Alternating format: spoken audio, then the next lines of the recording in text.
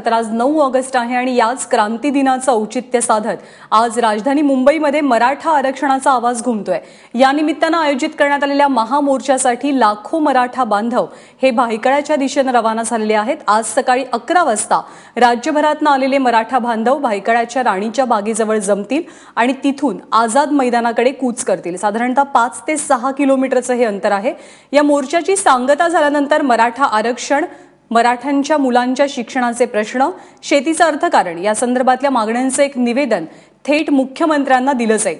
विशेष म्हणजे काही शास्त्रज्ञ सुद्धा या मोर्चामध्ये सहभागी होतात। या मोर्चासाठी राज्याच्या कानाकोपऱ्यातनं मराठा बांधव मुंबईमध्ये दाखल झालेत। मराठवाड्यासह नगर, सातारा, सांगली या भागात येणाऱ्यांसाठी नवी मुंबईच्या प्रत्येक रेल्वे स्थानकावरती पार्किंगची व्यवस्था करण्यात आली आहे।